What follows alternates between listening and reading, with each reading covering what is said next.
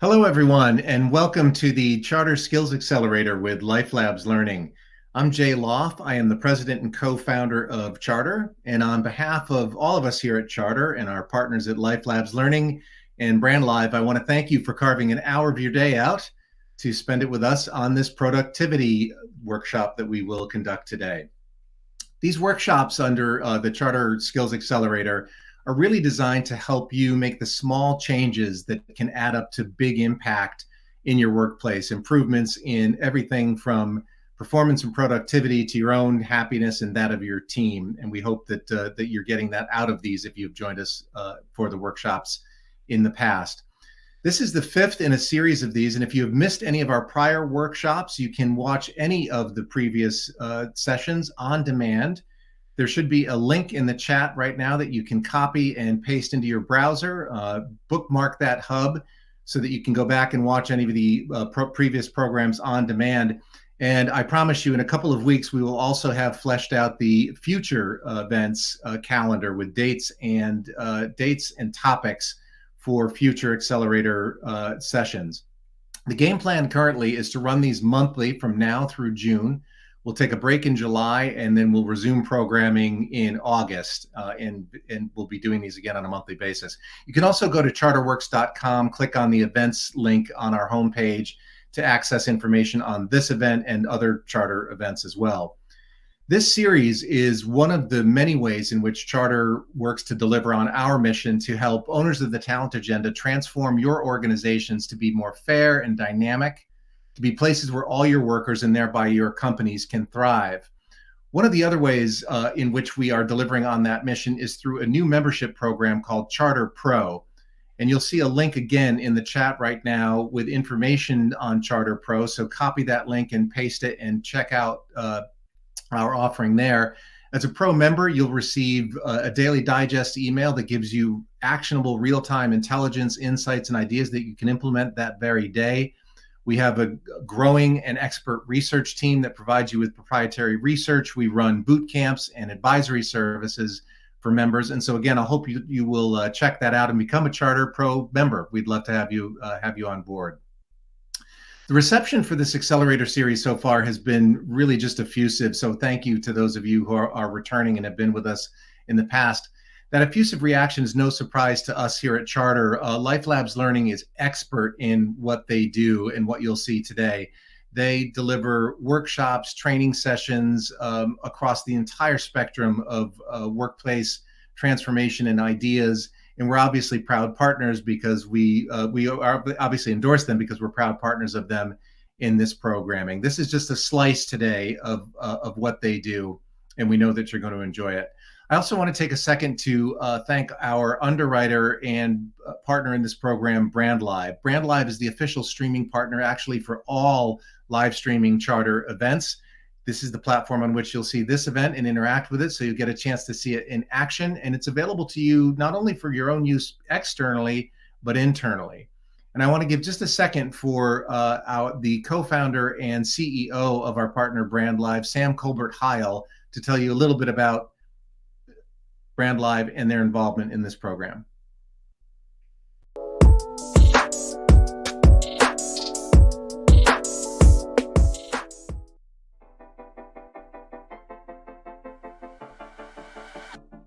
We're thrilled to sponsor this series from LifeLabs Learning and Charter, and hope it's a shining example of what's possible.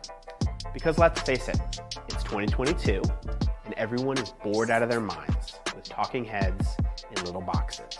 At Brand Live, we're injecting a little bit of soul into this thing we're calling hybrid work. Whether it's a webinar series like this one, your biggest marquee event of the year, a new hire onboarding series, or your next town hall. We're reinventing how companies and leaders communicate with video so that shows look and feel like the television and TikToks we're watching outside of work, with tools and formulas and creative support to help you tell stories and create something worth watching, whether it's live or on demand.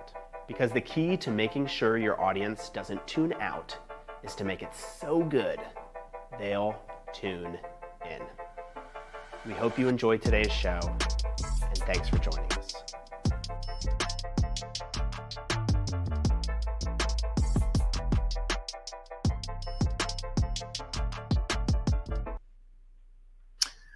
right, so we'll get to the program in one more minute. Just want to go over a couple of housekeeping items. The first is use the chat. Say hello to each other in the chat. That's what it is there for. You can connect with each other there. You'll also see additional resources and information, articles from Charter that will be linked to in the chat throughout the session, so you can use that as a reference guide there as well. And lastly, it's the way in which you will interact with today's moderator at her prompting. So there'll be moments where she may ask questions of the group or give you an opportunity to ask questions of her, and that function will be in the chat. And the last housekeeping item I just want to cite is if you will take a few seconds at the end of this session, we will prompt you to fill out a survey about how much you enjoyed the session, what we could improve. It's been a real boon to us to have your feedback and be able to iterate on the program through that feedback. So do take the time to fill that out for us. We'd greatly appreciate it. And now, without further ado, let's get into the Productivity Lab. This is an opportunity for you all to learn how to actually work smarter, especially in a moment where resources like time and other resources are scant. This session is designed to help you do that, to work smarter, and there's no better person to lead us in that session than a master facilitator from LifeLabs Learning, Megan Wheeler. Megan, I'll let you take it away.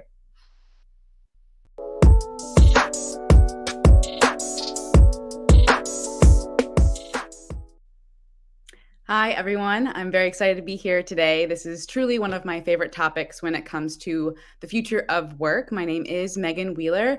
I am the Director of Facilitator Role Sponsor Development at LifeLabs. So like I mentioned, this is one of my favorite topics. So let's just go ahead and dig in. I want to provide a couple of different lenses for us as we go. So I know many of you who have signed up to attend this might be familiar with LifeLabs, but are probably even more familiar with this topic of time management and productivity. So my goal for today is really to leave you with at least one, if not two, major takeaways. One is we really want to lean on skills that you as an individual can walk away and apply right away into your everyday when it comes to increasing productivity, your time management, especially given when resources are not as plentiful as they may have been before. And then other lens that I really want us to lean into in not only the content, but also in our conversation is what are the skills that you can take back to your org? What are the changes, those small changes that can have a really big impact at your organization? So like Jay mentioned, a couple of things I want to note is I'm going to be asking for your participation. I won't be able to see you necessarily, but I will be pausing for questions from you. So you can click below at any point in time to ask questions on the content today. I'll pause, I'll receive those questions and hopefully be able to dig into that. But the other thing that I want us to do today is really utilize that chat. Share the resources, share what you've learned with each other so that you can walk away not only learning from me and our content at LifeLabs, but also from each other. So many of you are familiar with LifeLabs, but just by a quick round of introduction, what we do is we get a chance to put on our nerd brain and our research brain and go into a number of organizations like you see here and offer workshops. But in those workshops, we also get to ask questions. We get to learn from these individuals. We might go in and say, okay, who here at X organization is really great at getting stuff done? We want to know more about not only the how they go about that, but the what are the tools that they're doing? How do they incorporate and collaborate with other people? So today we are going to focus in on some of these tools. We only have a short time together. We only have an hour today, but I'm going to be sharing some of the tools that we offer in our overall workshop.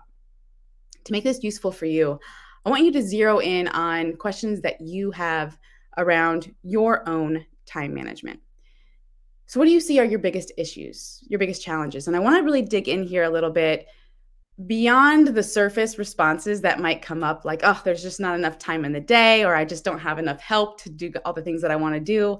I want you to lean in a little bit more into those things that you have more self-efficacy over. So for example, for me, I know I have trouble saying no. I get really excited about a lot of different projects that we have here at LifeLabs, and I want to say yes, I want to volunteer, I want to take them on. But then all of a sudden, I don't have enough time in the day. So I want to give you a few minutes to think, but what would you say at the individual level are some of your biggest time management challenges? Once you have something in mind, I want to offer you to drop that into the chat. And I'll be able to pull from a few of these answers as we go and be able to address this throughout the next hour. So, what are some of your biggest time management challenges?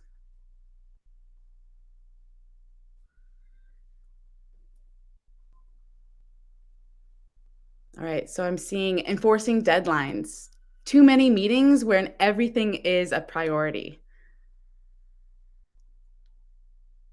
And I love this because as the more that we can get into the conversations of the competing priorities, too many meetings, we can start to not only get the concrete action items, but we get the vocabulary. And I would say in the years of working with organizations that I've noticed is that vocabulary and that language are what the organization can offer to then provide individuals the resources to then pull forward. So as I'm seeing these different challenges show up, I'm also starting to notice that they overlap a lot with the big challenges that we see with the companies that we work with. And so we can start to get some of that language as we go throughout the next hour of working together. So these 4 challenges that we tend to see, one comes under the name of chronemics. And this is simply another fancier way of talking about time awareness and really how we speak and the language, the communication around time. And this is huge. I'd say once individuals and organizations start to really unpack and think about chronemics challenges, they may start to see that it impacts other challenges that they were noticing, not only at the individual level, but also at the team and organizational level. So some things I see here are misestimations of time. We think that this project's going to take us 2 weeks, and all of a sudden we're 2 weeks behind schedule, or too many meetings. Or if you have those back-to-back meetings, they start to overlap, and all of a sudden we're 15 minutes late to this 30-minute meeting that we had in front of us. Well, maybe we have our chronemics in check, but we have issues with priorities. So prioritization is the second challenge that we tend to see. It's really knowing what adds the most value.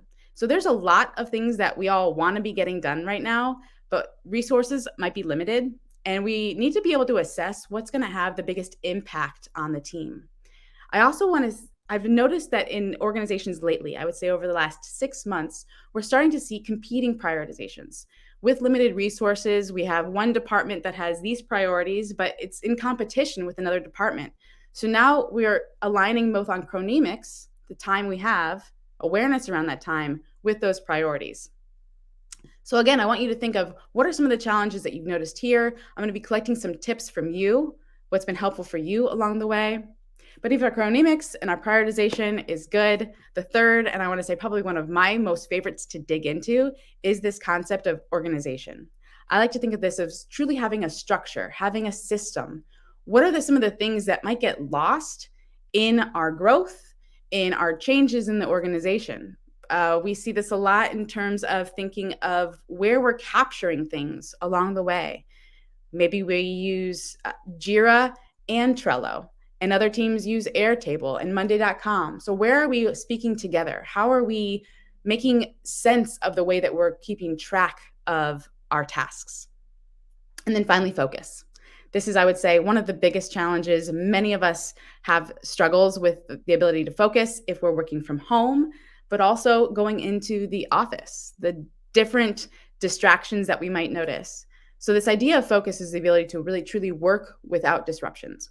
And these are going to be the different areas that we're going to focus in on today's conversation.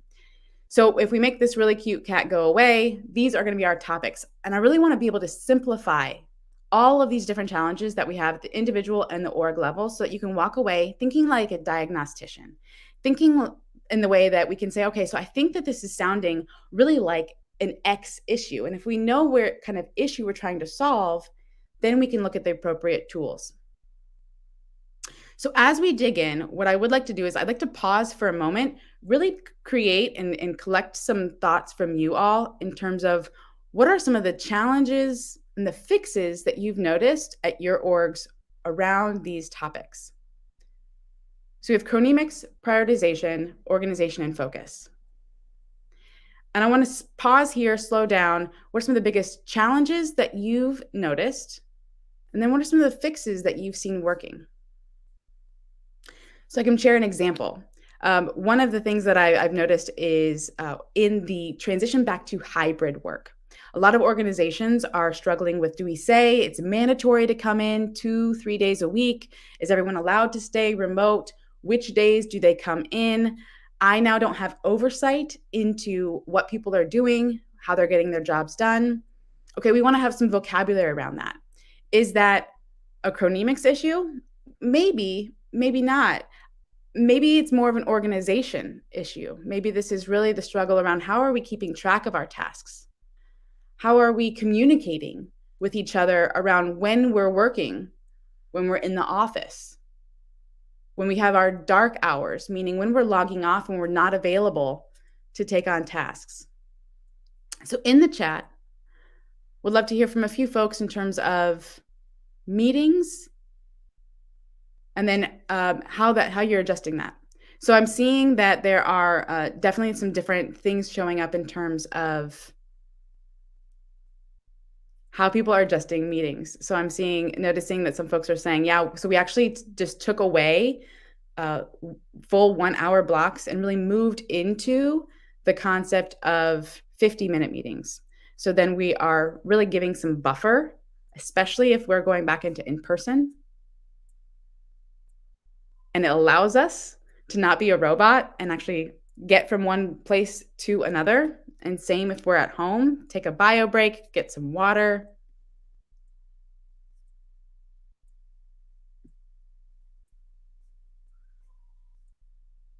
Communication being a big way of really working through some of these issues.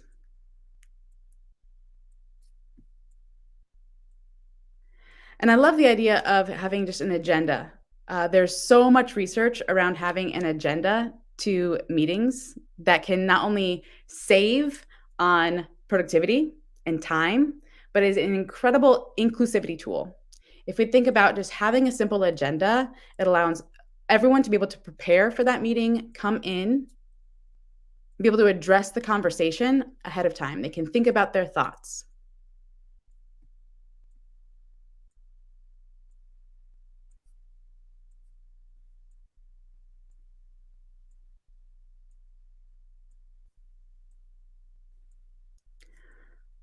Okay, so as we go through today's conversation, I'd love for you to really be able to pinpoint what are some of the individual challenges that you might be having when it comes to how you go about your work, whether it's what kind of challenge it is, as well at the organizational level. What are some of those tools that you can take back to your organization?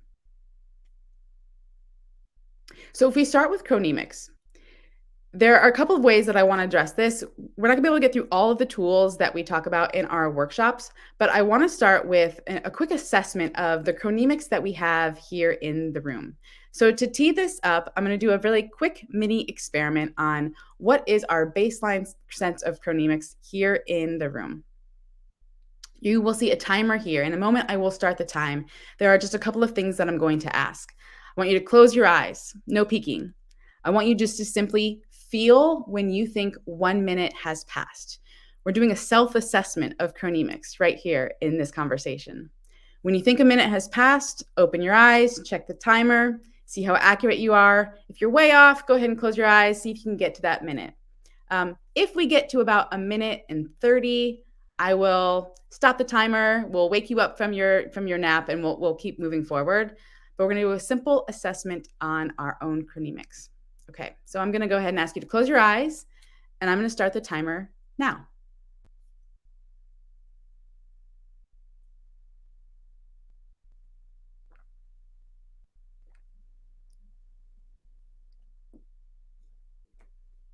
Sometimes I like to talk a little bit. I feel like this really kind of increases the fidelity of this experiment because in the real world, when we get distracted, when we're trying to do one exercise, there are other things that are competing with our attention. So right now, you're just feeling 1 minute pass. You're not counting. And I'll tell you a story about how this actually shows up. When we think about chronemics, we talk about time awareness and really the communication around chronemics. But this can truly vary from culture to culture. So there are cultures that really think about this in terms of monochronic time, meaning things should start and stop at the time that we say. You should do one thing at a time. And there are other cultures who really think about it in terms of polychronic time, where we can do many things at one time. We can multitask, and that's seen as okay. And so when we talk about chronemics at the organizational culture level, we really want to talk about what is our communication around time? How are we gaining unified time awareness so that we're making some of these implicit judgments or expectations more explicit for others? So we're now at a minute 32. I'm going to go ahead and stop the time here. And you can really think about how this then impacts your ability to get things done. If you were close to a minute, were you off? Did we have to wake you up just there? Was that one time for you just to kind of calm through everything else that's been going on? So digging into this a little bit, this just becomes the baseline. This becomes becoming more aware of time patterns in the organization around estimation, thinking about putting a pause in between meetings, like we saw some folks mention, that buffer, so people can actually think about what just happened in that conversation before moving on to the next. And I want to highlight this idea of a planning fallacy. So this is something that comes from Kahneman and Tversky's research, really thinking about that our inability to accurately predict or assess how long things will take. So as humans, we tend to or overestimate how much we can actually get done in a period of time. And that then trickles into project work. And a lot of times, the things that can get in the way of this is simply procrastinating, but also not taking into account all of the other factors that will impact our project work. So when we become more aware of the planning fallacy, we can start having more conversation around time patterns. One of the simplest things that we've seen around time patterns is the idea of simply starting and stopping meetings on time. And I want to really focus on meetings because it's a signal setting action. Many of you in this room could be leaders in the organization, could be influencers in the organization. And by starting and stopping meetings on time, signals to others that time is a valuable resource and it's respected. And it starts to trickle then into other areas. Well, if we start and stop meetings on time, then we also want to start and stop projects on time. We want to be respectful of when other people are starting and stopping their workday. So one takeaway from today is to see in your meetings for the rest of this week, where could you start and stop meetings on time? Sometimes people will have a pushback here of, well, what if I'm not in charge of this meeting? Or what if it's not my meeting to lead or to end?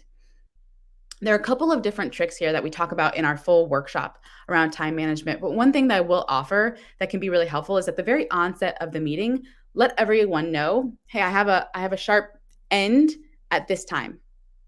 So that way, when even if it's virtual or in person, people can then understand when you're walking away, when you're leaving. Moving beyond the idea of starting and stopping meetings on time, the sense of time integrity, the second tip I want to talk about today is de-blurring. If you were here last month and you were here for our feedback conversation, you probably heard about blur words. At LifeLabs, we love this concept. We talk about it in terms of a behavioral unit because it really allows us to get more clear on what we mean when we're communicating about time. Someone mentioned earlier how important communication is when it comes to chronemics, but also in terms of priorities. I love what someone mentioned, that even that idea of time integrity means calling out, saying, okay, so it looks like we have 5 minutes left in this. Someone says, okay, well, do you have 2 seconds for this conversation? Another one of my favorites in terms of blur words is soon. I'll have this to you soon. Really getting clear. And I'd say that the takeaway with this is asking questions whenever something does seem blurry to you. So if you hear someone use some of these blur words, it's like, okay, cool. Sometime next week. I have to get this to so-and-so by Friday. So by when next week would you be able to turn this in? What other blur words come to mind when you think of time? You can kind of send these through chat. What are some of the other blur words that come through when you think of time?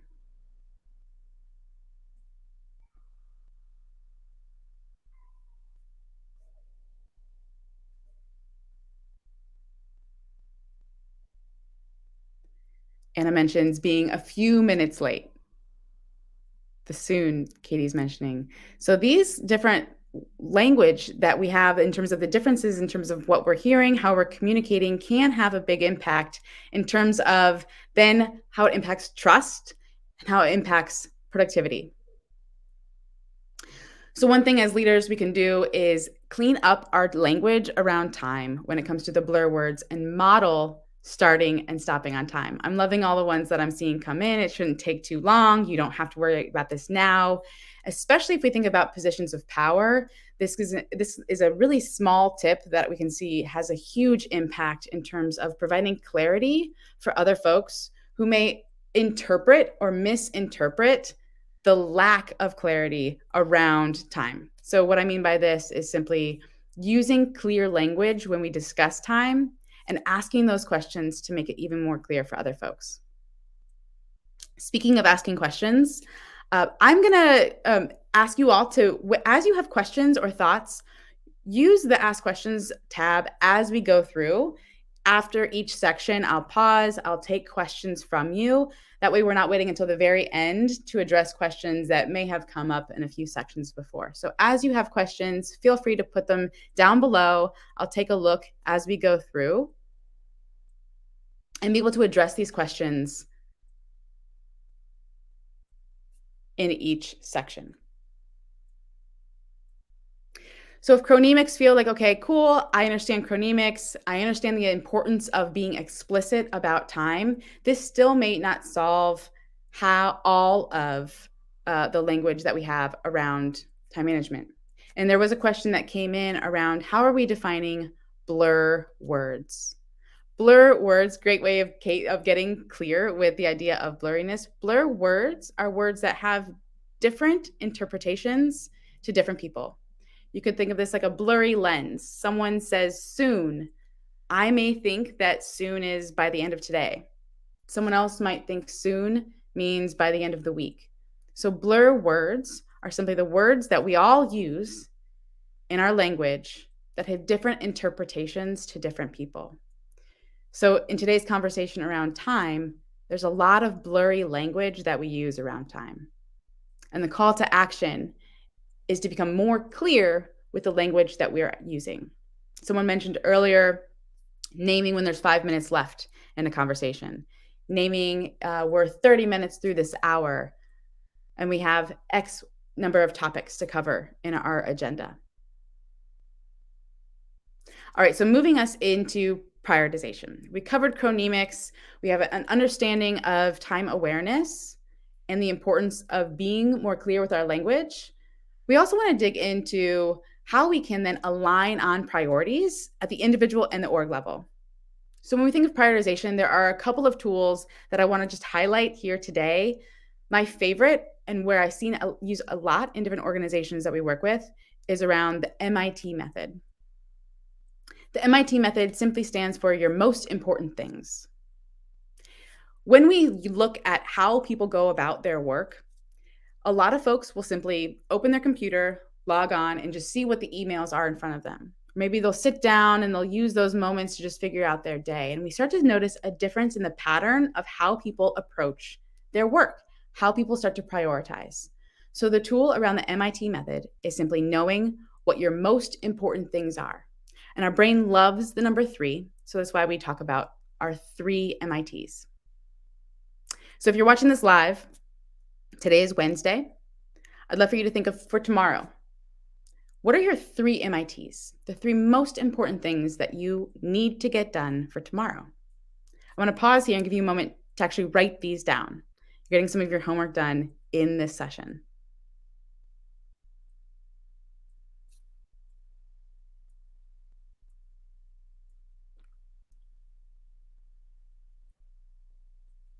And at LifeLabs, this has become so much of a vocabulary that we actually use this in our meetings. So to make our meetings more effective, we started putting out our sections where we share with the team what our MITs are for this week.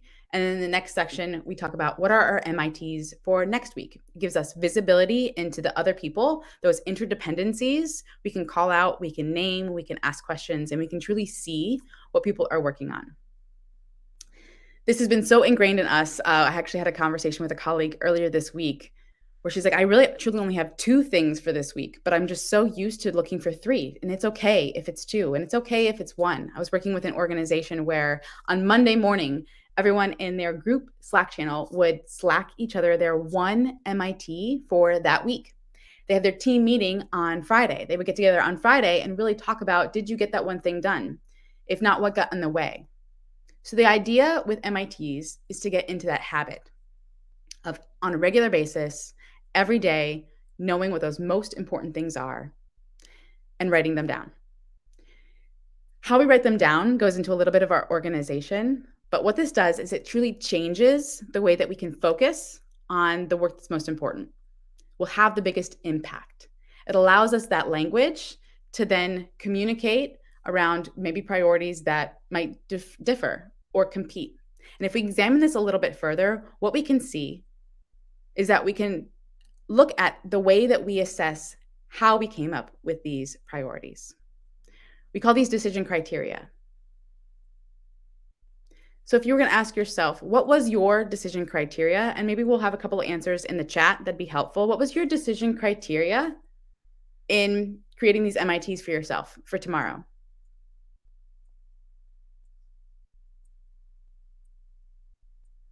Often folks will mention deadlines, or it's interdependent to what another team is working on. But this decision criteria is what we see a lot of folks actually don't ask themselves. And this can truly have a big impact on the priorities for themselves and for others. We just let things happen. We just let things roll. So as we dig into decision criteria, I want to share the second tool today, which if you are a Stephen Covey fan, you might be already familiar with the quadrant method, sometimes known as a decision matrix. So we can really look at importance and urgency. And if you have a paper in front of you, or if you have a screen where you can create this quadrant for yourself, I encourage you to really think about your decision criteria as you go about making priorities at the individual and team level. So let's look at these, the different axes. So we have urgency, things that are either urgent or not urgent. This is simply the time pressure. We want to be really careful to differ and distinguish urgency from importance. Importance simply means it adds long-term value to the work I'm doing, to the team that I'm on, or the organization. And if we aren't clear with this distinction, a lot of folks start to blur or combine urgency and importance. So I'm going to walk through this quadrant just to offer a couple of examples, have you think about the different kinds of work that you have and how that then impacts others. So someone asked the question of, how does this then impact maybe customer service, where perhaps everything falls under the quadrant 1, which is a fire. A lot of our work might be urgent and important. And I think that's really important for us as leaders and for us as workers to understand what kind of work we are operating in, to allow us to then prioritize other senses and even communicate with other teams. So quadrant 1 are fires, meaning these truly are highly important and highly urgent needs and asks at the team or organizational level. Many of us have chronic fires, meaning this happens on a regular basis and we have to stop what we're doing and assess it. Examples of this might be the website goes down for our company. No matter what we had on our MIT list, we need to address this. Maybe a top performer is putting in their notice. Okay, we need to really have those conversations. A client, maybe one of our best clients, is really upset with us. And we had our list of projects, but we really need to talk with this client today. These quadrant 1 tasks are important for us to note. So I actually want to pause and give you a moment to jot down for yourself, what are some chronic, urgent fires? So quadrant 1 tasks that you have. And we're going to come back to this in a moment.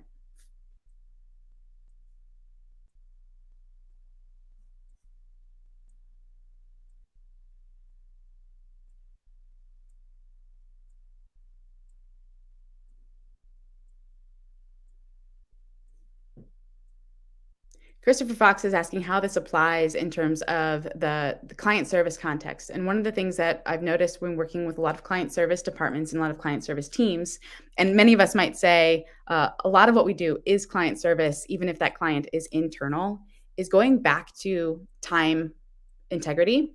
And even if an issue can't be addressed in that hour, in that day, communicating about the time.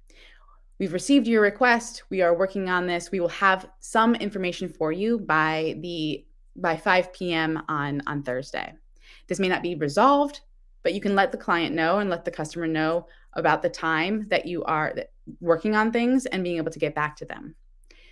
These are the fires in terms of really being able to address the things that are highly urgent and highly important. But I want to stay on the highly urgent side, but perhaps less important.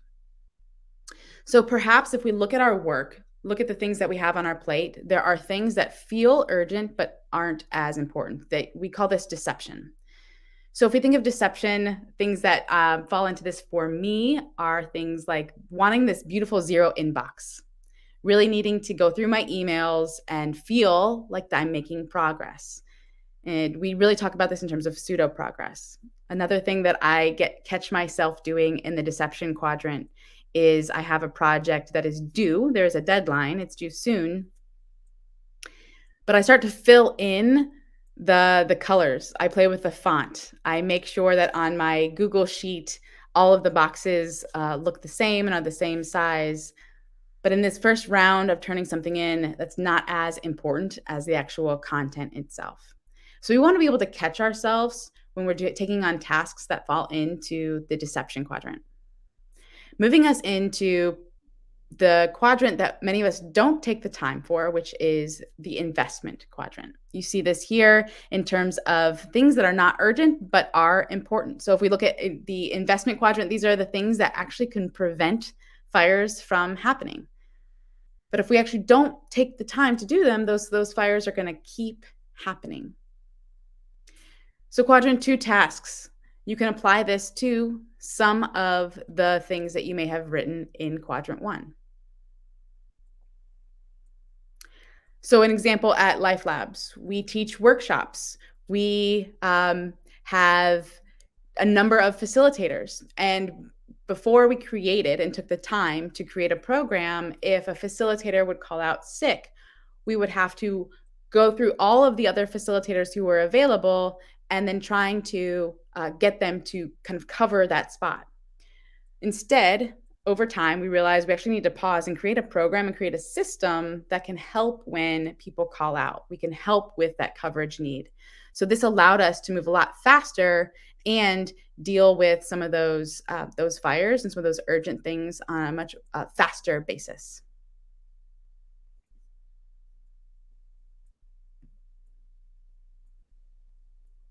All right, the key here is to calendar block. There's a ton of really cool research here. Usually when I get to this slide, I see if I could see some eye rolls, some like, yeah, I've tried that. Yada organization, that just wouldn't work. And I love this conversation in our workshops because this is when folks can start to share their tips of how they have been able to successfully calendar block. When we really look at research from Dan Ariely, looking at this ability of the most productive people, it's taking the time to really plan out not only what our priorities are, but when are we going to get to those things. So when we think about tips on calendar blocking, really making this an org-wide norm, things where what's the language that we can use. One simple tip that we do at LifeLabs is we actually put an asterisk in our calendars when something is not movable, something is truly you cannot book over this. So for example, I have meetings in my day, but today on this Wednesday, I'm here with you at this event.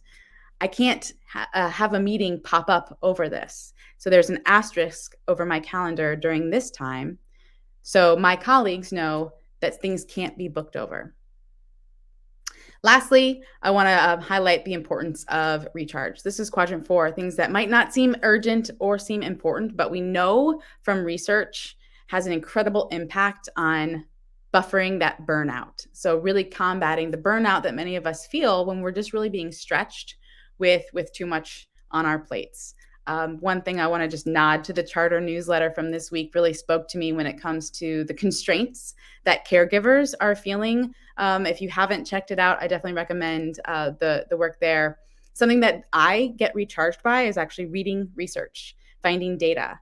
Being a caregiver myself, I love to be able to bring in research and data from other organizations and take it even to other people officers that I work with, our company, and say, hey, like, look at these are some data. Here's some numbers on how other companies are feeling about this. And that's what I love about working with Charter as well. So that's my research. My recharge is going into research and finding some good numbers there. All right, so if we look at prioritization, there were a couple of tools and skills that we've seen individuals and organizations use. So I'm going to pause here. As you have questions, I want to be able to take them. When we look at chronemics and prioritization, there may be some tools that we've covered. They're like that might work for those things. But if your issues at your org are more at the organizational level, I want to be able to address those as well. So when I think of organizational challenges, I'd love to go back to the research from Bluma-Zygarnik. So there is the Zygarnik effect.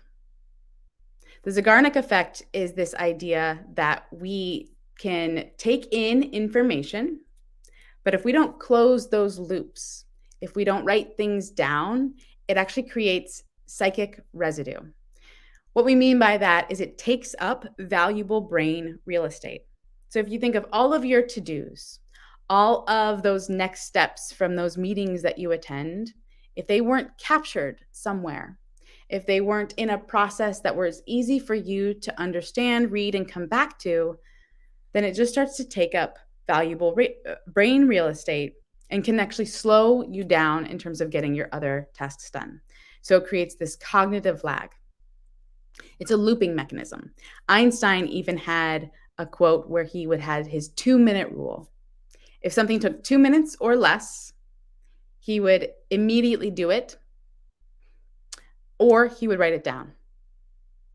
Those were his 2 options. He would immediately do it, or he would write it down. He truly believed his brain had other things it should be focusing on other than simply keeping his memory.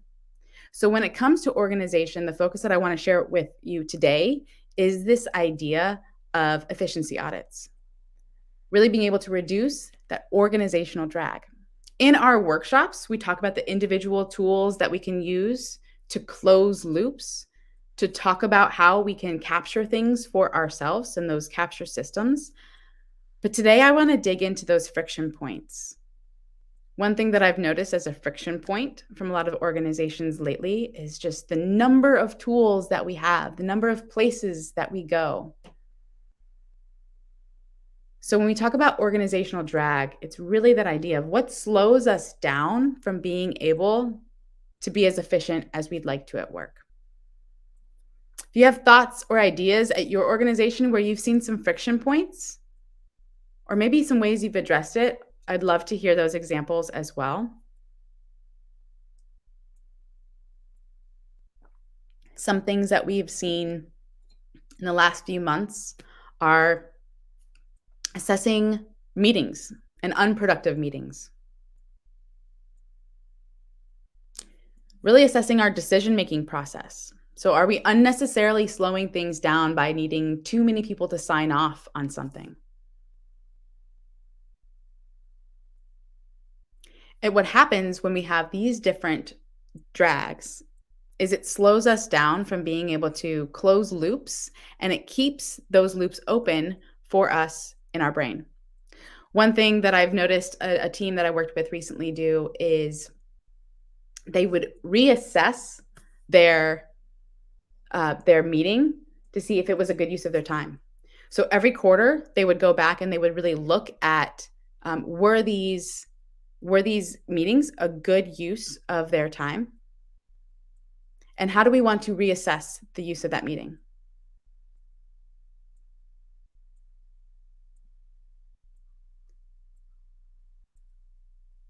Jen's asking a question around the language that is used. So the first piece of research that comes to mind, Jen, that has shown up that has a difference between men and women in the language being used is the idea of just a quick question being used more often with women than with men, and the impact that has in terms of the level of importance and urgency that might be assessed with certain qualifiers like just. So one thing that I could recommend is the language that we're using has an impact on how others assess the level of importance or urgency we're bringing to different conversations.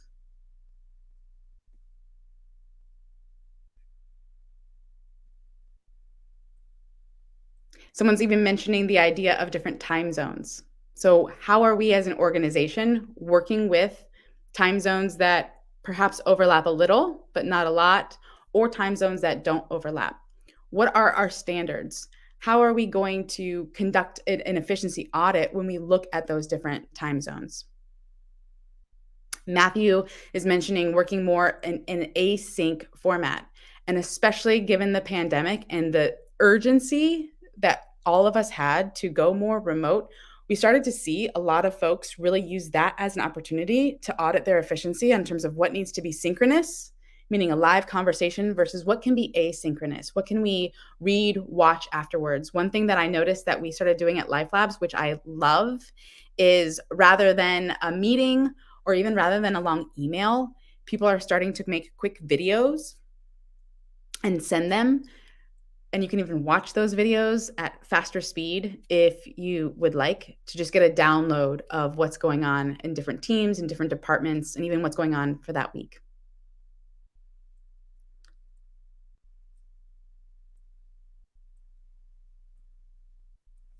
Okay, great. So this was looking at organization. Last but definitely not least is everyone's favorite, focus. When there are so many distractions for us right now, how can we, at the individual and at the team level, really apply some of these habits and some of these tools to stay focused? But first, I want to give you a little bit of a quiz. So I'd love to try to collect maybe some of the common answers. We can kind of push some of those forward. If you were going to assess, if you were going to look at your average 1 hour spent at work, what is your guess in terms of how many times per hour are you interrupted? I'm going to give some time here for you to think. In 1 hour, how many times do you think you are interrupted? And send your thoughts into chat.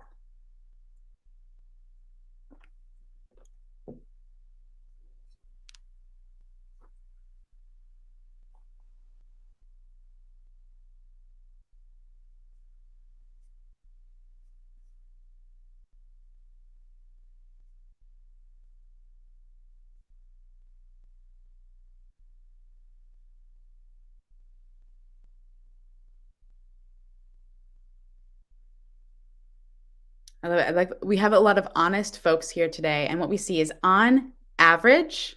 I love this, Naomi. Looking at now, getting into the real data of externally how many times versus internally. So we do see on average we have about 20 interruptions per hour.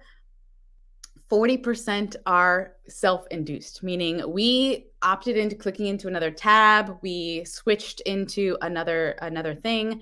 And when we look at those interruptions, they actually have quite a bit of cognitive lag. If we look at the research on getting in and out of work, it sometimes can take us 17 minutes, if not longer, to get back into that state of focus if we were in that and we got out of it. So there are a couple of different tips that I want to offer today and even collect some of yours, especially for those of us that might be working from home and having distractions that might not be able to take care of themselves, or if we're in the office and maybe it's an adjustment getting back into the office with other folks around. So when we think about this idea of cognitive lag, this gets into the topic of multitasking. And what we know is that multitasking, cognitive conscious tasks, is a myth. It is not possible for our brain to do two things that require our cognitive conscious at the same time. So let's do a quick experiment on this. If you've got paper in front of you, I recommend grabbing a sheet of paper and a pen. Otherwise, you can do this later or open a tab where you keep your notes. So in this experiment, I'd like for you to create two charts. They'll look like this. All you need is 3 columns. You could just draw 2 lines down the middle. That gives you 3 columns. We're going to do a quick multitasking experiment just to see what this feels like for our brains when we switch tasks. We're going to do this twice. So you can save yourself some time by just creating this chart twice on your piece of paper. And I'll give us our instructions now. In this first round, I would like for us to intentionally context switch. So when I say go, I want you to go as fast as you can, working across the columns. So your first row would be A, number 1, Roman numeral 1. And we're going to work across the rows until the very last row says J, 10, and Roman numeral 10. All right, let's go.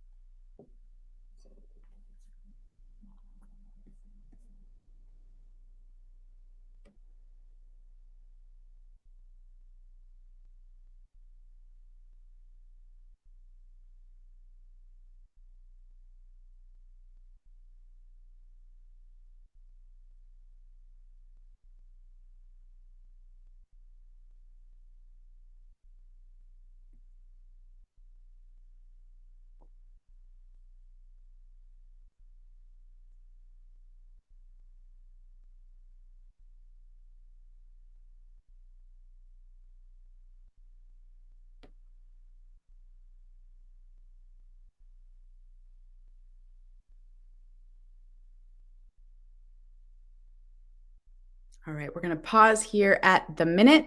Wherever you are, just take note of how far you got context switching. And we are going to do this again, working down. So now all I want you to do is stay in that column, A through J, then move to 1 through 10, and then I through X. Make sure you keep track of your time and go.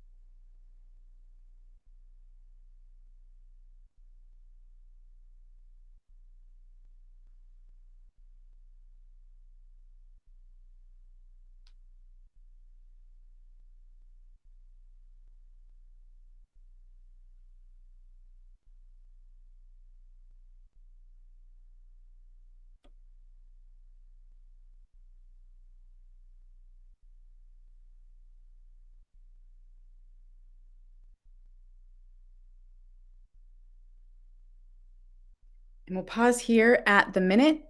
Wherever you got in that experiment, notice the difference. Notice what it's like for your brain when you can simply focus on one thing at a time. And that is my one takeaway from today's section in the focus, which is to reduce those distractions, try to focus on one thing at a time. Much easier said than done. So in our workshop, we like to collect different tips, different ways that individuals will stay focused, especially with external distractions around them. We can either make this an environmental shift in terms of trying to find adjustments to decrease those distractions, or we can try to set up automations. One of my favorite automations to stay focused is the idea of an implementation intention, or an if-then. If you're familiar with Atomic Habits, one of my favorite books from a few years ago by James Clear, there was this idea of implementation intentions that he brought up to light for a lot of folks, which simply means when this thing happens, then I will respond in this way. And it's a great focus tip for us to just tell our brain, if I open my laptop for the morning, then I will focus on making my MITs for that day. So as we look at what we've covered today, we have our 4 topics, looking at chronemics, time awareness, priorities, organization, and focus. In our full 2-hour workshop, again, we would cover different skills. We'd collect this from different participants. But for today, I would love for you to focus on yourself. As an individual, what is one of the tools that you want to try to implement in your day-to-day? What would you like to introduce into your day-to-day in what we've covered from our session?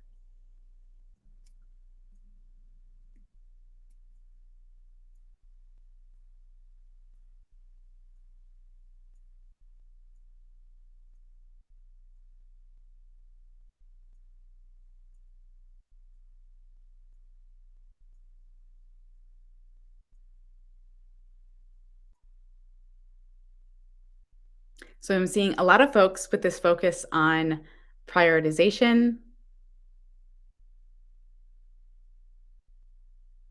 and different ways of looking at our chronemics, efficiency audits. Yeah, so we're seeing a lot of folks chime in on each of these sections. So you will see in the resources tab, you'll get the link to the deck. You'll get a link to some of the tools that we've talked about today. And in conclusion, a couple of things that I want to ask of you. So fill out the feedback survey that is going to be in the chat. Please take a moment to fill out that feedback. Let us know, what are you taking away from today?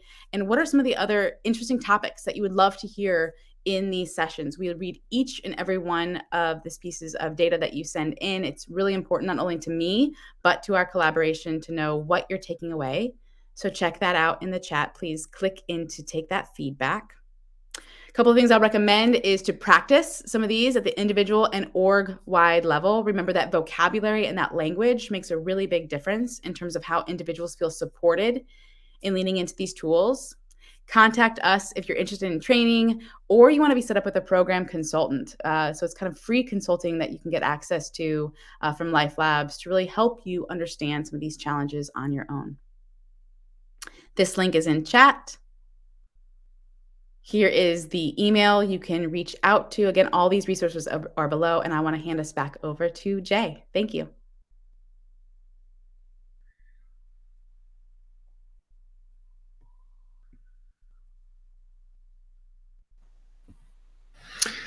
Hello, Megan. Thank you so much for that really incredible program. MIT is definitely the thing I'll be implementing starting tomorrow.